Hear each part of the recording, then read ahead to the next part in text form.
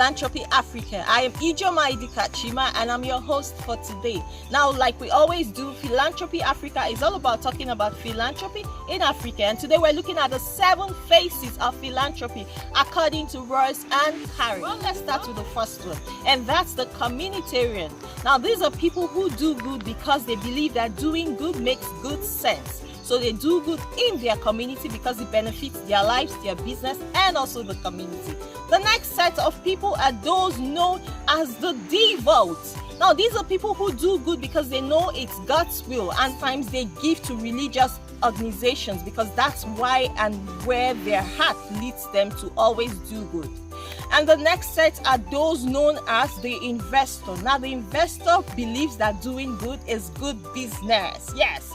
Doing good is good business because it gives them tax reduction, and there are also other benefits that they get. So it's good for their business and also it's good for the community. Of philanthropy are those known as the socialite. Yes, the socialite believes that doing good is fun. So for them, they do good while catching fun through fundraising events, organizing social events. It could be clubs, whatever it is. All they do is they do good, impacting the society as well as catching fun on the other hand. And we also have the next phase called the altarist. Now, the altarist is doing good because they feel it is right. It's their moral imperative and they want to do good. And most times they even do this without letting the next person know. So a lot of times you see people do good and they just want to be hidden, and they just want to be known as anonymous. Well, that's because they just feel they just want to do good because it's right, not because they want anything or any recognition. Phase of philanthropy we'll talk about are those known as the repayer.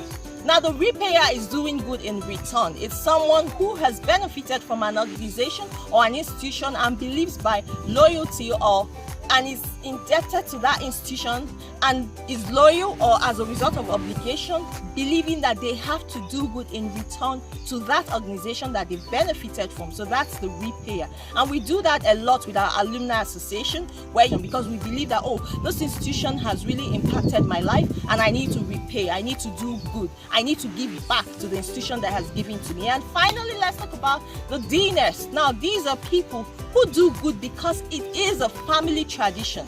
Now, how many of us in Africa grew up in families where we saw philanthropy as a family tradition?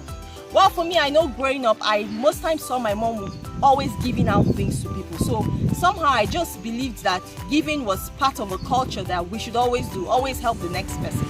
Now, we need to think about it. For this set of people, they believe that giving, being a philanthropist, is because it's a family tradition. They have wealth. I'm going to say that no matter what your reason is, no matter where you fall under, no matter the phase of philanthropy you might have just one, you might have more than one.